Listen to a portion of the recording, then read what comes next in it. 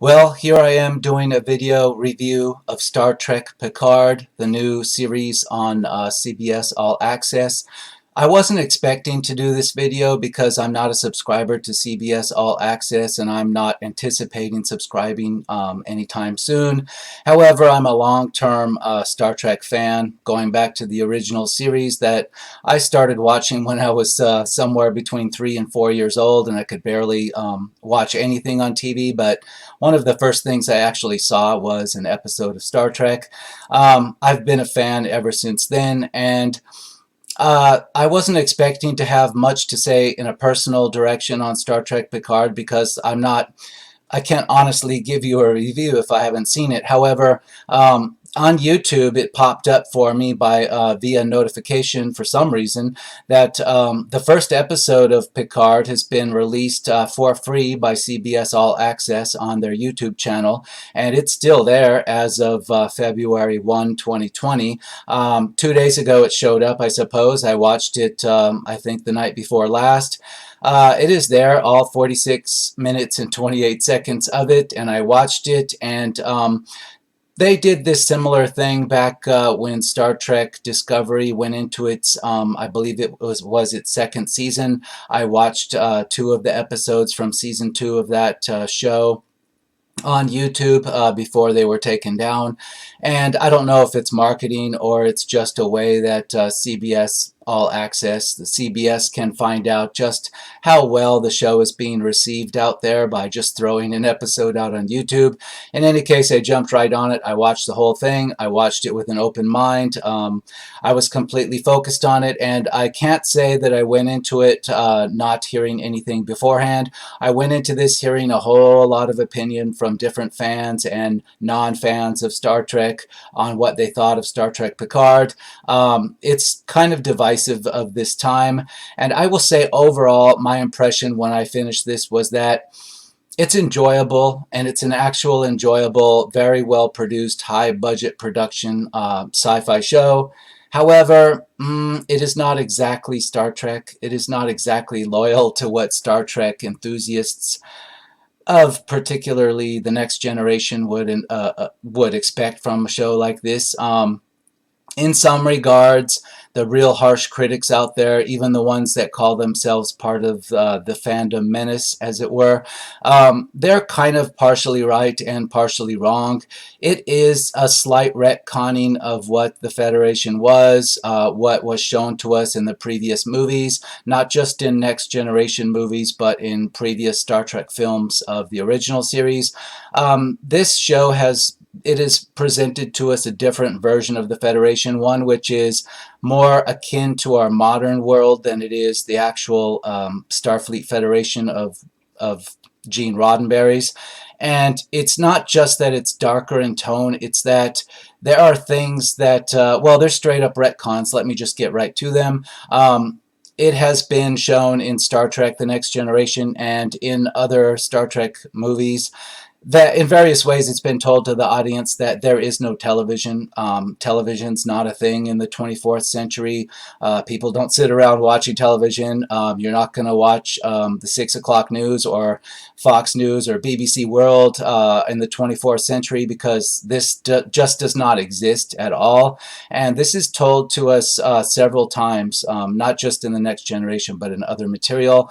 Now, this retcons that, and you see basically what is modern television, modern size and dimension television screens. Yes, they may be slightly holographic or floating in nature sometimes, but basically people are shown in this series watching television pretty much very similarly to the way we watch it today. It doesn't show them watching fiction on it, but it shows them watching what is essentially a 24th century version of something that could be Fox News or MSNBC or CNN. Sky News, take your pick. It is sort of an amalgamation of these, and it is also shown that there are reporters in the 24th century that play the same type of interview gotcha politics that they do today and that we're very familiar with today. And there's a scene in which Picard, a very much older Picard who's in his 90s in this show, he is really reluctant to do an interview on what is some kind of Federation news channel, and he's anticipating that perhaps he's going to be ambushed by this interviewer. Now, that's exactly what happens, and you get the sense that whoever produced this show wanted to bring modern political angles into this version of the Federation, and it essentially it retcons things from earlier Star Trek, and I can see why it's very offensive to some longtime fans. But in my own opinion, that's not what ruins this. That doesn't really, that's not a deal breaker for me. I can kind of allow a little bit of this if it doesn't go too far. But there are other things that retcon what we know of as the Federation. The Federation in this is more like something that, it's hard to imagine a Federation that's comprised of all these different worlds out there across the galaxy.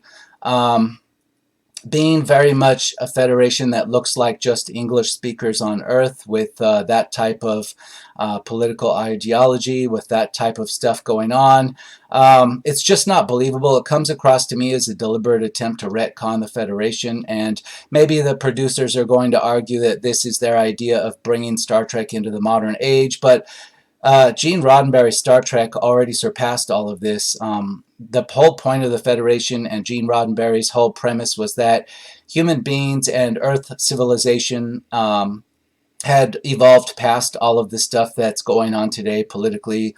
It was a post-scarcity world in which there aren't hungry people, there aren't different levels, or there aren't what we would know today as class-based society. They don't have that in Gene Roddenberry's version of Star Trek. Earth is not a class-based society. There aren't, poor people and middle class and upper middle class and then the rich elites. That just doesn't exist along with our modern politics. We've grown past that because it's a world in which there's no hunger or poverty or lack of resources. But yet this tries to put all that back into Star Trek. It puts the feeling of the politics, of the lack of resources, of the class-based society, of discrimination. It has some cultural issues it's trying to explore here, because one thing about the original Star Trek that made it unique was you didn't have to worry about what language somebody might speak. Not only aliens, you could encounter aliens in the Federation that you could easily converse with what would appear to be normal English.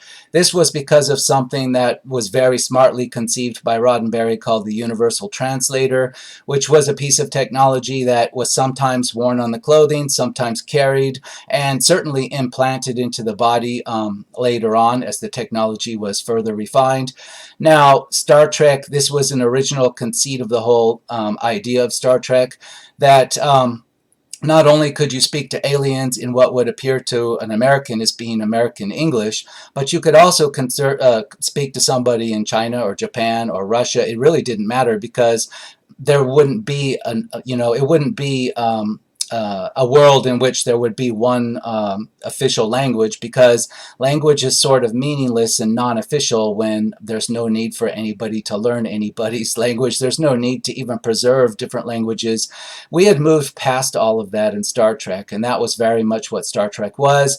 In Picard, it tries to bring it back to the modern day of 2020, or to this century, where we're speaking different languages, and that's part of the politics, and that's part of the way we do things, and that makes our viewpoints different. That's just not Star Trek, and that's a straight-up retcon of Star Trek. And I'll say that there's a scene in this episode, this first episode that I'm going to speak on, called Remembrance, in which Romulan assassins, they beam down to kill or kidnap one of the good guys, so to speak. Now, there's a part of dialogue on these assassins where they're speaking some kind of Romulan language in the beginning, and then one of them, their leader, I guess, admonishes the other ones to start speaking in English because they're in San Francisco, I guess because their cover will be blown or whatnot if they don't speak English. But keep in mind, they're wearing like this motorcycle helmet outfit that, even the audience doesn't know the Romulans, much less anybody else that would wander in on their assassination antics. So they're just, human figures in motorcycle outfits with helmets, and you can't see their faces. And yet, they speak Romulan, and then one of their leader admonishes the others to they'd better start speaking English so that I guess they won't be discovered. It makes no sense because number one, you wouldn't have English speaking as a requirement to be fitting in San Francisco. You wouldn't need to speak Japanese to be doing business in Japan, and etc. Language is like a moot point in Star Trek, you know, Gene Roddenberry's vision of it. Yet this is bringing that back, and with all the cultural luggage that's going to drag along with it, and that's very much a retcon of everything that we knew before of Star Trek. Maybe if you're a millennial, very young, or Generation Z, I don't know what the cutoff dates for that is now.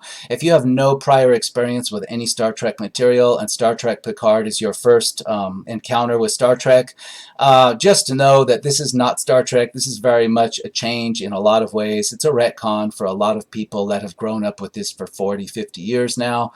And there are other issues. But first off, let me speak on why I am going to show you first the Rotten Tomatoes page on Star Trek Picard, or specifically Star Trek Remembrance, the first episode. I'm not going here to read rotten reviews. This isn't going to be an episode of rotten reviews. The reason I'm here is to show that there is something strange going on here with this show. We have what is obviously a 100% on the tomato meter with 16 critic ratings. Now, you notice something missing here. There is no audience score. I don't know why that is. I have no idea.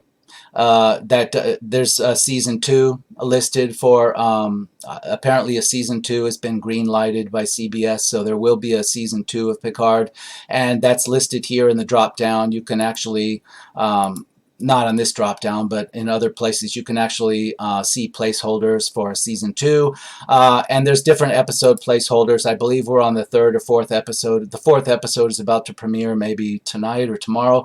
In any case, episode 1's the only one I've seen, so that's what I'm going to talk about. There is no audience review on this. Now, if you go back to the original page that just has the overview of Star Trek Picard, not, you know, the episode breakdown, it does show an audience score. And yet I don't find the audience reviews. Like, apparently at one time there were audience reviews, but now they've been, I don't know, the count is still there on the front page, but the reviews are actually gone. Well, here we are. Now there's no audience reviews. I don't know what the deal is with that. The other episodes are the same. You know, you'll see the critics review, and on episode 2 the critics review fell a little bit, but the there are no audience reviews. That's why I'm going to be focusing on IMDb, because IMDb, not only as usual does it have a higher volume of actual interaction with the rating system, but there are actually at least I guess 60 or so reviews here to go through on episode 1. The overall series on IMDb has 8.7 out of 10. 8,630 reviews, so clearly this is seen very positively. No question about that. And again, I'm going to say my opinion is this is great. There's nothing outright flawed about this where I'm not going to be willing to watch more if I get the chance to watch them. But I'm just going to say, again, this is not the Star Trek that we knew, and I'll have more to say on that too. But let's take a look in detail on, in particular, Remembrance, the first episode. Again, it has an 8.7 out of 10, 3,110 reviews, or stars, if you will. We're going to take a look at the actual audience reviews down here. I'm going to click on see all 64 user reviews. We're going to get right into these. 10 out of 10, Earl Grey never fails. That was awesome. I think that I cried throughout the entire episode. It was like visiting with an old friend, a family member whom I never thought that I would see again. The writing, the acting, the directing, the cinematography, and the return of Jean-Luc Picard was everything that I hoped for and beyond. Patrick Stewart and Picard do not disappoint. Bravo. I can't wait until the next episode. Engage. That's very similar to a lot of reviews I've seen out there. I'm going to say they're not fake. Okay, for people that say it's just CBS marketing doing this, I would say no. There are a whole lot that say basically the same thing. They're not worded the exact same way. You can tell that they're real people. They very much enjoy this. However, they may not be the Star Trek fans. You know, they may not be fans like myself that expect this to conform a little bit more tightly to Gene Roddenberry's Star Trek. This is a reimagination or a retcon of Star Trek, but let's go down through some more. 10 out of 10, surprisingly good so far. My fears have mostly been assuaged with this premiere. There is nice fan service while still delivering an interesting storyline. Hopefully this trend continues with the rest of the series, but I'd recommend at least a watch to any Trekkies, including those who did not enjoy Discovery as much as the old Treks. I can largely agree with that. There is some fan service here. Now, I don't think the fan service makes it good or bad. I mean, there is quite a lot of running time to show you things that are clearly artifacts and remembrances, or member berries, if you will, from Star Trek The Next Generation. I don't think that's good or bad. It didn't work for me either way. It just was there to, I guess, remind me of, stuff that's memorable in the original The Next Generation series. It came across neutral to me. I'm not saying it was a positive or a negative. It was there though. But if a fan was just looking for that, if somebody were just, I don't know, a superficial fan, if you will, of The Next Generation, maybe a very casual fan, maybe that stuff would appeal to them more. But for me, it was just there and I recognized it, but it didn't work for me either way. Now, I will say that, yeah, there were a lot of this reviewer is saying that my fears have mostly been assuaged with this premiere. That's not the case out there. A lot of people that had fears about this, the fears were that it would be like a deconstruction of Star Trek The Next Generation. And it actually is in some ways, not just a retconning, but some of it is a deconstruction, as in we are shown a Federation that in Roddenberry's Star Trek universe, it would not hesitate. The Federation, everything it stood for, would not hesitate to rescue the Romulan Empire or any other empire, whether they were adversaries or not. If they were faced with extinction, there wouldn't be a debate. It wouldn't be something that was brought up for a vote like it would be in modern times. Again, it's like trying to bring a modern political perspective. The Federation is not like the Congress that we have in the United States, where you're going to get all these people arguing and debating along a couple of party lines. That's not the way the Federation works, but yet they try to bring it across like that, like there was some kind of political debate and acrimony over whether the Federation should save the Romulan Empire. That's not Star Trek the way we knew it. That's a retconning, and it is slightly a deconstruction. It's attempting to deconstruct the things that we really cherished about the idea of the Federation, what made it really hopeful for us longtime fans, and it's deconstructing it and subverting it and saying that, well, you might have thought it was good, but, well, I'm sorry, it wasn't. This is the way it worked out.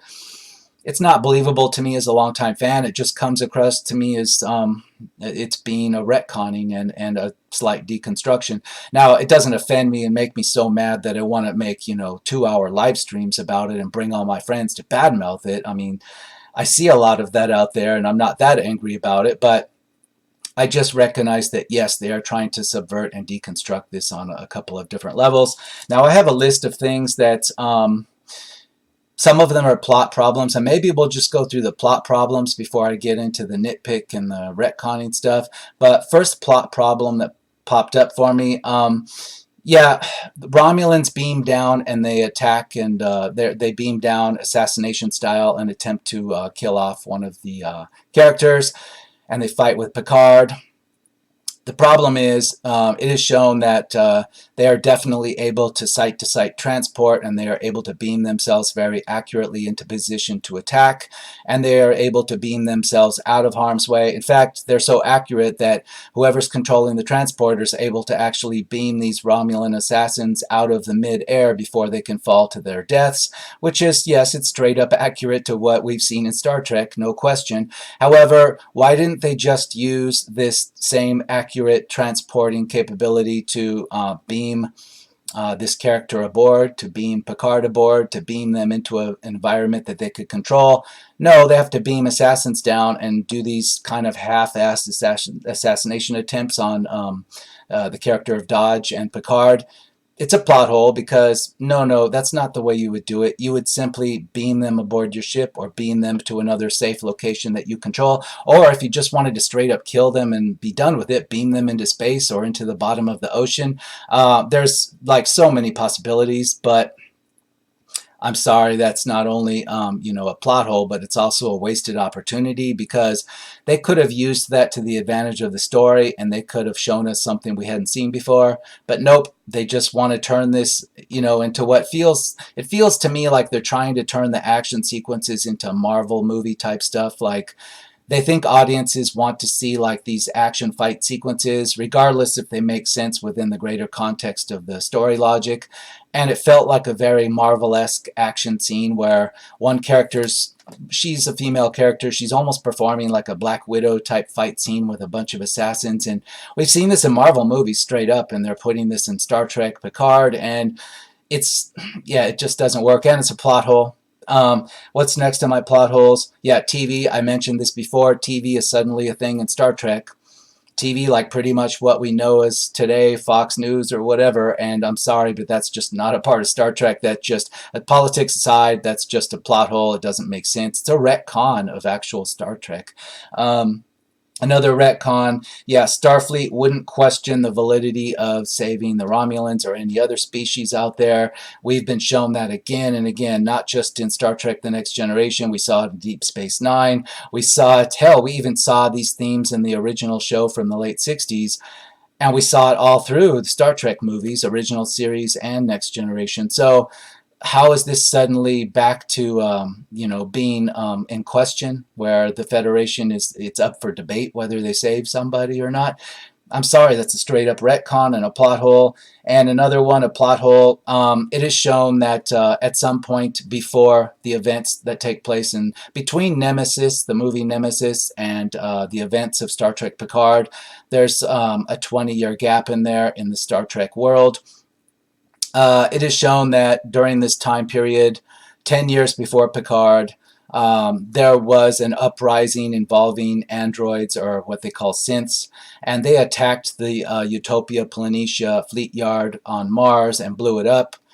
Okay, but then it is shown that Mars has some kind of volatile combustive atmosphere and it's still on fire 10 years later from those events.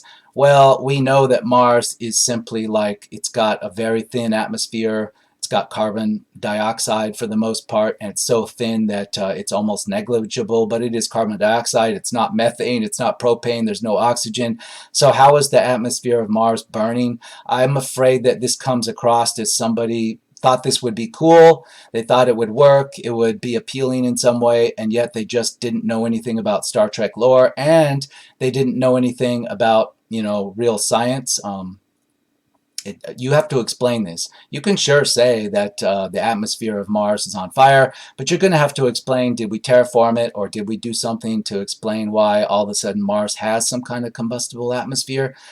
Sorry, it's just a straight up plot hole. I'm going to have to chalk it up to a big problem. My last plot hole that I've marked as a specific plot problem. Yeah, Maddox, Bruce Maddox, the character of Bruce Maddox was first seen in an episode of Star Trek The Next Generation called The Measure of a Man.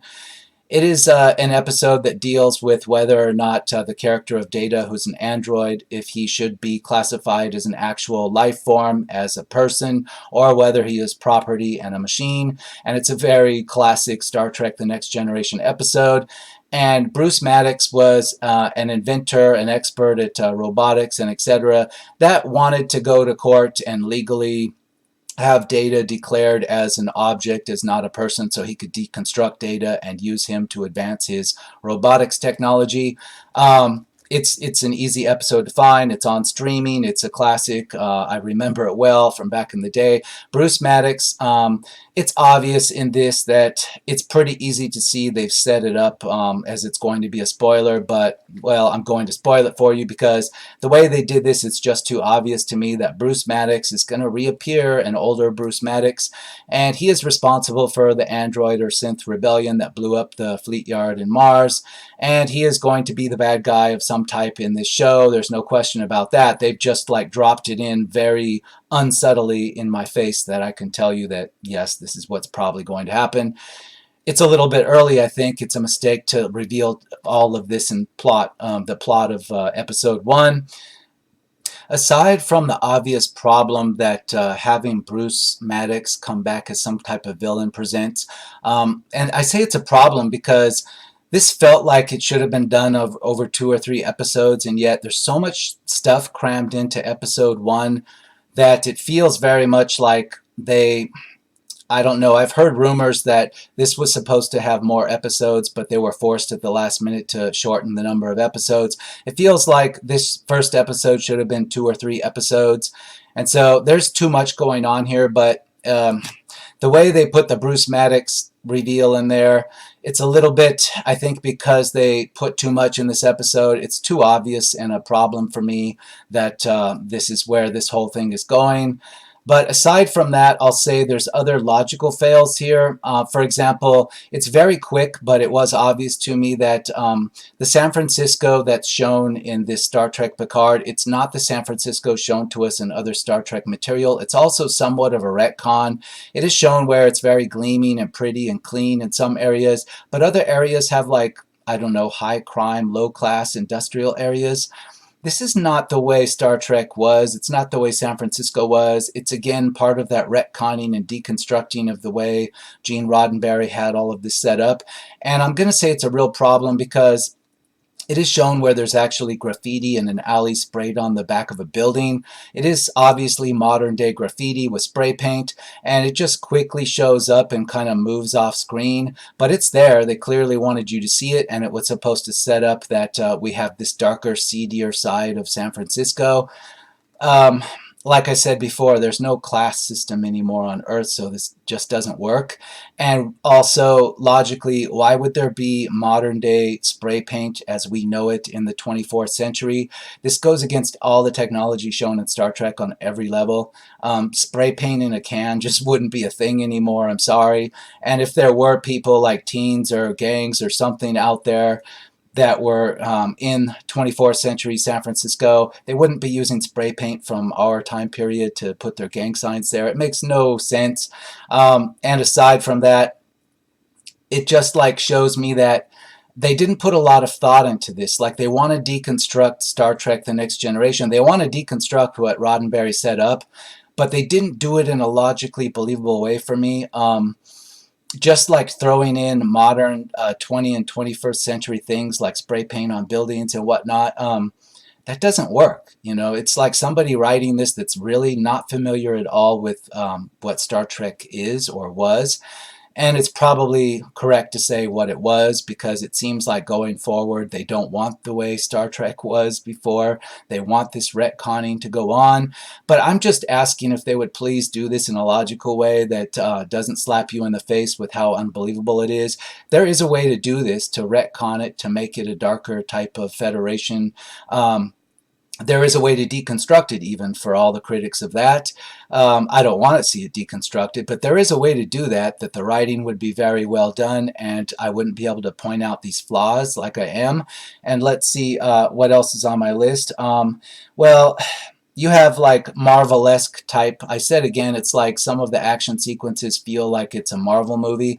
You have assassins that, despite being professional assassins, well-equipped, well-trained, high-budget assassination teams from Romulus, I guess, well, they can't shoot straight. And, you know, almost out of a comedy action, you know, they're firing dozens and dozens of high-powered energy beam weapon blasts at you or at your fellow protagonists, and they just never hit you, you know. And it's shown in this character of Dodge, and to a lesser degree Picard. They're running around right in broad daylight in complete range and open sight of these assassins with these weapons, yet the assassins can fire off all these rounds and just conveniently only hit next to their feet and never touch them. And along similar lines, there's a scene where there's an explosion, and as a plot spoiler, the character of Dodge blows up. She gets blown up by an energy weapon that explodes right at her feet. The explosion is quite massive, and, you know, even if I were 25 years old and I was subjected to that explosion the way this film shows that Picard is, I would be in the hospital, no question about it. But Picard is 90-something years old in this, and he's blown across a concrete rooftop. He's blown, it shows him like going about 30 feet or more through the air backwards. And then he just wakes up on his couch back on his vineyard with his Romulan servants tending to him, and he doesn't have a scratch or even a bump on his head, and they just say, well, you got quite a knock back there, so we're glad you woke up. But he never went to the hospital or had medical treatment, and he's just gets up off the sofa and starts walking around again. This is a big problem, and you can get away with it in a Marvel movie with superhero characters like Thor, but Star Trek Picard, Jean-Luc Picard is not Thor. He can't just get up again and start walking around. It's completely ridiculous. And again, it's like Marvel movie stuff, but it's not well thought out. It's just plot hole-ish type stuff. It doesn't make sense. What else do I have? There's a few other nitpicks, but overall, I'll just say it doesn't feel like Star Trek. It certainly doesn't feel like Star Trek The Next Generation. It's trying to deconstruct it, and for me, that's not the big flaw. It's just not doing it in a well-written way. Like, there are better ways to do this. There are more convincing ways to do this that would have been enjoyable enough, even for me, a longtime fan, that I would have gone along with it and accepted it. But you can't accept it when the logic behind it is so ridiculous. It's just a complete fail in that regard. But again, if you're not familiar with any Star Trek Next Generation material, or you're not really up on what Star Trek was or what it was about, and you're just young enough you missed it all, then this is still a very enjoyable, well-produced show on CBS All Access, and it may get better. It may get better. It may get a lot better for those people that aren't really into the lore of Star Trek. But let's go into more reviews. You're going to see a lot of good ones because obviously this has a very good rating, and I'll say it's very well produced. If I wasn't a longtime Star Trek fan, if I just was, say, 12 or 13 or 14, 15, and I was a fan of Marvel movies and whatnot and some sci-fi out there, this would be passable. It would be good. I would be interested in continuing to watch it, but not as, a late 40-something Star Trek fan going back to the original show. No, it's not really acceptable to me. The writing would have to be a lot better to pull this off to make me consider this to be good. If I had to put a star rating, I would say I would give this 5 to 6 stars. I'll say 6. I'll say 6 because it was well produced. Even from the opening credits, I'll say the opening credits were a little bit long, a little bit too sentimental, and some of the stuff is a little bit way too sentimental compared to what we expect from even a generic sci-fi show. But other than that, I'm going to say it's 6 stars. Like, it's very well produced stuff. Now I can nitpick it further and say I don't appreciate characters using modern slang in it, like dude. That doesn't work for me. It's not realistic on any level. It wouldn't be realistic a century from now, much less in the 24th century. I'm sorry, it just doesn't work. It also doesn't really work continuing to put modern or semi-modern day pop music or music that's from our modern age, pretty much. That's why Star Trek The Next Generation, they chose to put like classical music that was already centuries old to us. That worked better in The Next Generation because it wasn't something you would need more pop references to. It didn't take you out of the story. And it was believable that they would have, Beethoven and Bach and etc. and Mozart in the 24th century. Of course they would. It would be just like we have it today. But putting music from the 1950s, 60s, and the 80s and stuff into the 24th century, it's a mistake. In my opinion, it just takes you out of it. It doesn't work at all. But let's move on before I get too sidetracked. 9 out of 10, better than expected. 9 out of 10, strange but fitting. 10 out of 10, a great start to the Picard saga.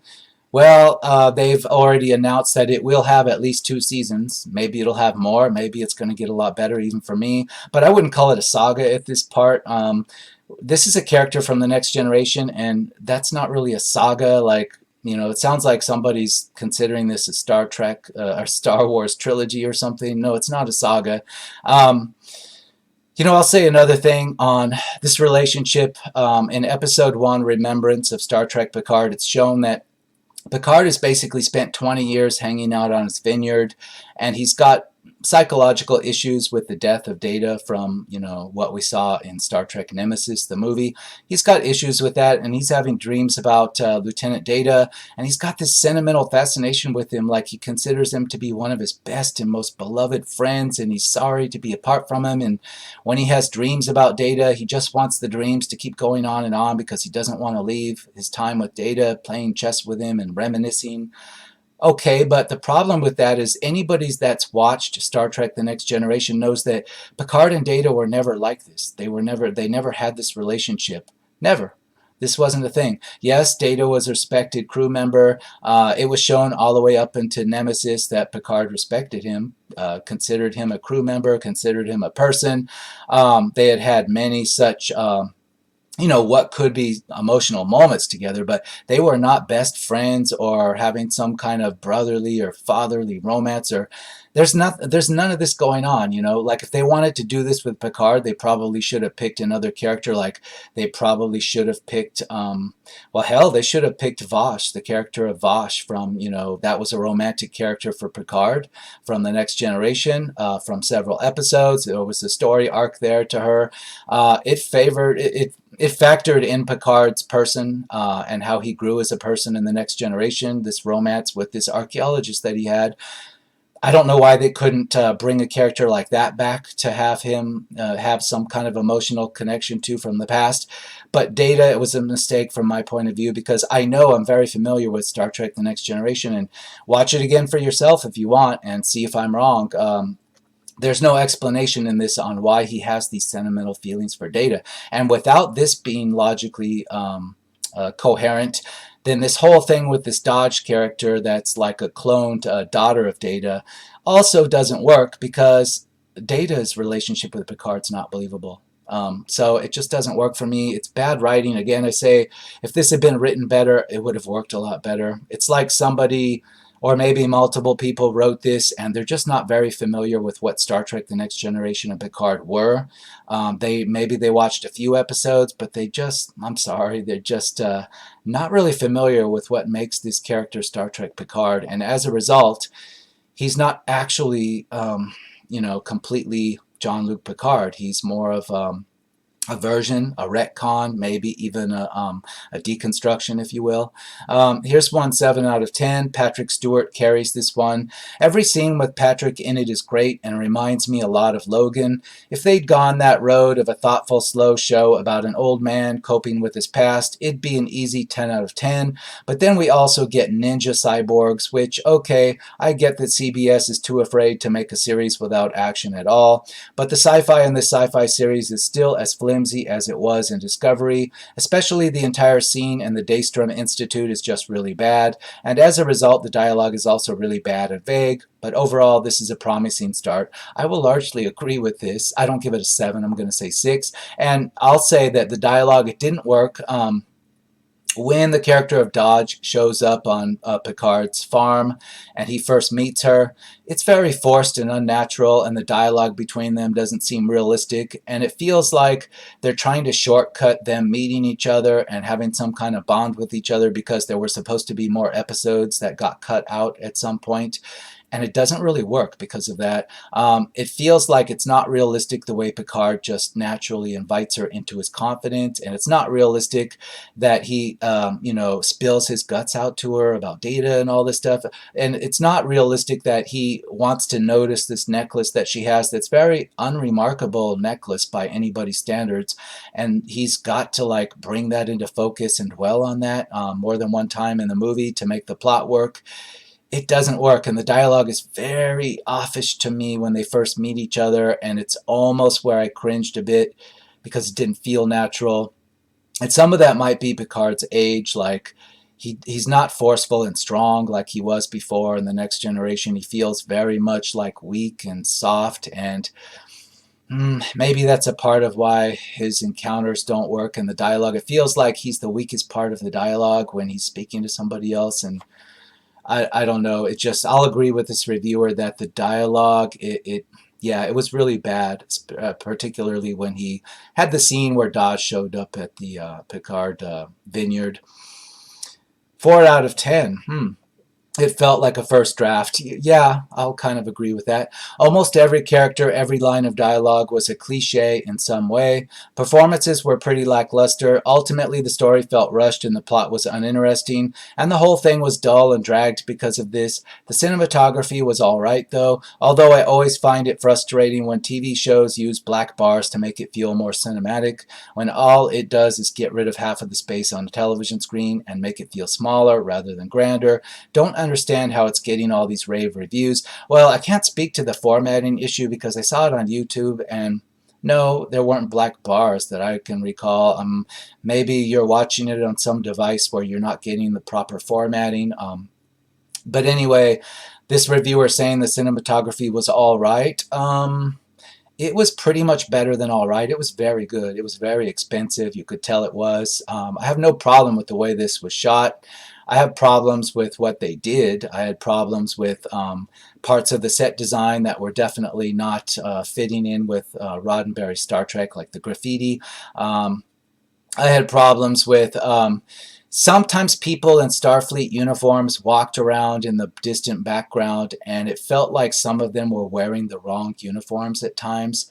And when I first noticed it, I think maybe whoever produced the show noticed that they noticed it too. So they made sure there weren't shots set up like that where I could see this again. It was a little bit obscured the next time. But I think they did screw up on the uniforms around the Starfleet archives. I saw some people I'm pretty sure were wearing next-gen uniforms when they shouldn't have been. The uniforms had changed. Even in Star Trek Nemesis, the uniforms had changed even then. No, I think they screwed up in some regards, but it's very expensively produced.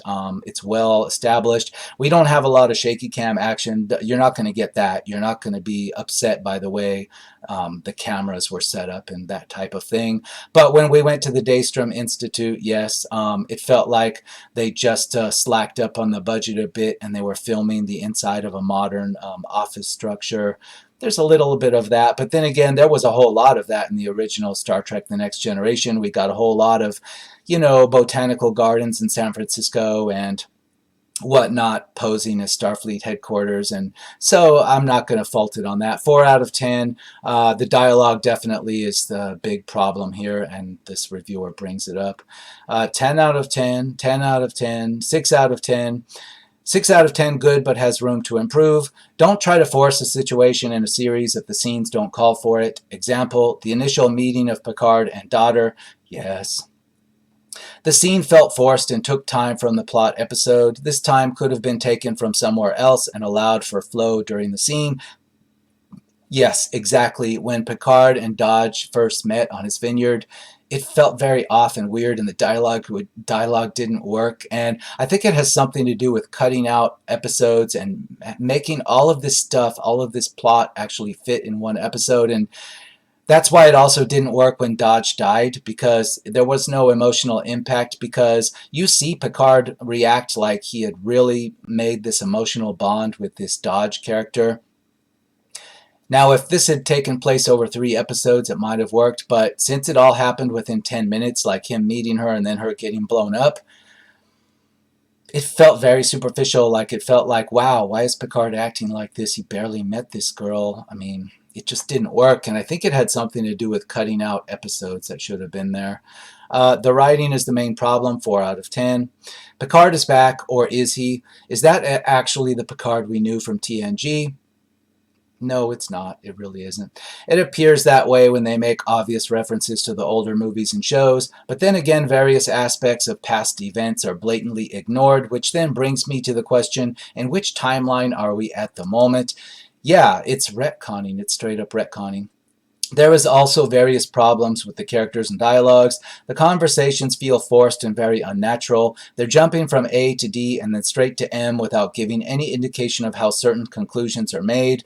The problem here is also that the pacing with them is very quick and doesn't really give you any opportunity to think about it. Yes, I think that's enough to agree with. Yes, it's like there should have been more episodes to let this material flow more naturally and to let it have emotional weight. And it just didn't. It felt very rushed. You can compare it maybe to what people have said about the Rise of Skywalker, the final J.J. Abrams Star Trek film. or Star Wars film, sorry. It's got so much stuff happening all in a small time period that it's like you barely have time to catch your breath. Well, in this episode 1, so much stuff happens. It should have been in multiple episodes, and it's just a whole lot of jumping around to different things to get it all done in the span of 46 minutes. And I don't understand why this has a 46-minute runtime, because it's like it's designed to have commercials. And I don't know if that's the plan. Maybe if CBS All Access, maybe if they can make money putting this out on TV, commercial network TV somewhere, they plan on doing that at some part. That maybe that's why they've kept this to 46 minutes. That's what it feels like. If this were just straight up meant for streaming, why not just 1 full hour? Well, I'm guessing they want to put this out on commercial television at some point. That's why it's 46 minutes. It could have used that extra time, certainly on this episode. It really could have. It was way too rushed. You're just getting 10 out of 10s, and I mean, I'm going to say I understand why those are there. 3 out of 10. After the utter disappointment named Discovery, which was favored fast-paced action, lens flares, and Michael Burnham over exploration, ethical, philosophical issues, character development, and good writing, my expectations for the Picard series were pretty low. Well, I'll say there are lens flares in this too. It's not over the top like in 2009 Star Trek from J.J. Abrams, but there are lens flare effects here. I have to say Remembrance might have been better if there weren't these weird fight scenes. They look like something out of an X-Men movie and definitely don't belong in anything Star Trek. Also, Dodge's death was way too exaggerated and felt unnecessary. Yeah, again, it's like Marvel, something from Marvel in the fight sequences, and Dodge died, and yeah, it felt kind of cringy, exaggerated, because it happened so fast. Like, we saw this happen, but we didn't have any way to feel this emotionally because it was so rushed. It happened so quickly from the time we met her that it was very came across very unconvincing. But let's see, story-wise, everything was pretty much half-baked while maintaining a seemingly calm atmosphere. The episode is chaotically written and gets pretty dreadful after a while. We get introduced to some people, Picard's having an interview, and many more things.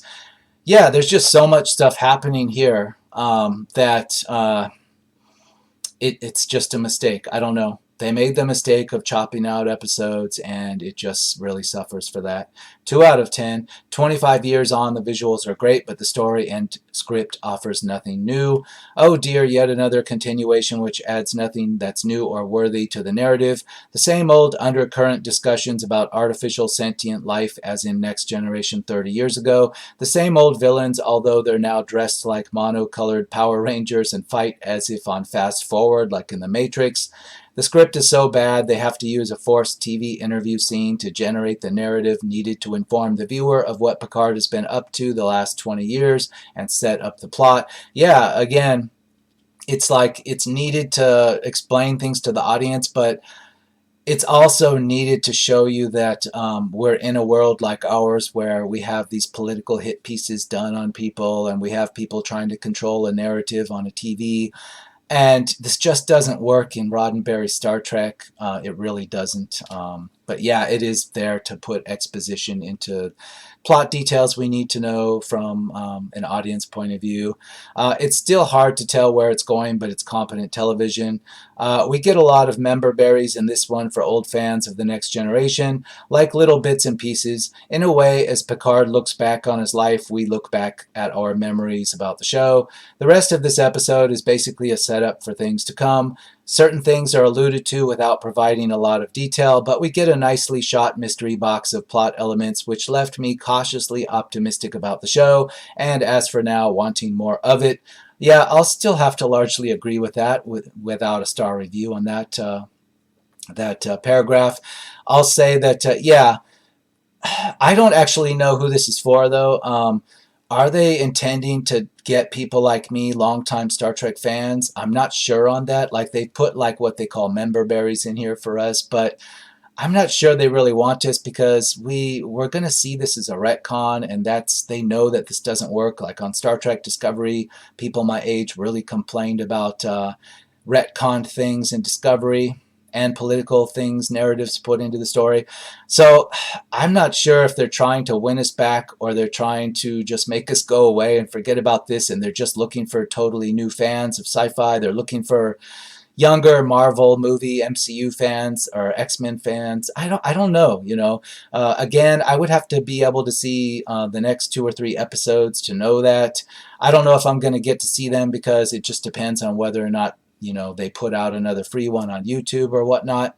Maybe they will, or somebody will, you know, allow me to see this for free, because I'm not going to sign up to CBS All Access just to see this, particularly when I know it's the only thing that CBS has that I would be interested in seeing, even if I was a big fan of this. So I'm just going to have to wait on that. Like I said, I give this 6 out of 10, peaking 6 out of 10. Not offensively bad, but it's definitely a reimagining or retconning of a lot of things. I'm going to take a look at my list one more time. Is there anything else I should bring up? Um, yeah, Picard. Yeah, Picard would not agree to that interview. It shows Jean-Luc Picard, against the advice of his Romulan housekeepers. He sits down for this interview like he's in a Fox News interview with somebody on TV, and he's kind of stressed that they'll do a hit piece on him. Now, it's not known in the plot at this point why they might want to do that to him, but it's definitely the undercurrent of it. Picard's too smart for that. The Picard we knew from The Next Generation would never agree to an interview like that. Even if TV existed, he wouldn't be bothered with it, and he was way too smart to like sit down and let himself become some political talking point on Fox News. He was way too smart for that. He would never put up with it, and it's just unbelievable to me to see a Picard, even if you say he's a broken shell of himself. I'm sorry, it doesn't work. Again, I don't know who you're trying to appeal to, because I know Picard too well to know. I know that even him being old and bored to death on his farm, he wouldn't do this to himself. And they never accurately explain why. Why would somebody from some 24th century Fox News need to put a hit piece on Picard? Was it for ratings? Again, if it's for ratings, how does this rating systems work in the 24th century? It doesn't make sense. If it is to make a political point, what is the political point? We're not shown this. You know, it's kind of they half-ass put a Fox News hit piece interview thing in here, but then they never explained, well, who's behind this? What are they trying to convince people of by dredging up Picard in an interview? Because even in the context of this storyline in Star Trek Picard, it's said that he's been out of action, out of the public eye for 10 years plus, maybe 20. Why would the public be interested in anything he has to say? And why would somebody be interested in doing a hit piece interview on him? Doesn't make sense. But yeah, Picard, he would never agree to this, to sit down to this. And it shows him sitting there wringing his hands literally over the interview about he's getting stressed out that they're sucking him into some kind of hit piece. Uh, what? Like, he would never go along with that, much less continue to sit there and wring his hands and stress out and then have an outburst at the end where he can't control his temper and he makes an idiot out of himself on what is presumably live TV that's going out over the galaxy. I don't get it how this works with his character. This is not the Picard from The Next Generation. So I've said what I'm going to say. It's not offensively bad, but this is definitely not the Star Trek universe we knew, and it's not Picard that we knew, and they're not attempting to give us the thing we knew. It's not like this is a mistake. They're definitely trying to retcon and deconstruct what we knew of Roddenberry Star Trek. Again, my final thought is this could work even for me if the writing was good enough and it was compelling enough, but at this point, seeing episode 1, it's just not. So I'm going to say 6 out of 10, and I will see this for free if I can, but I'm not going to go out of my way to pay money to see this, to see how it continues. I'm going to watch other people's YouTube videos that put themselves through it and pay money to see it and see how that stacks up over time, over these episodes. And, well, this is not an episode of Rotten Reviews, but I'm going to see you certainly on another episode of Rotten Reviews.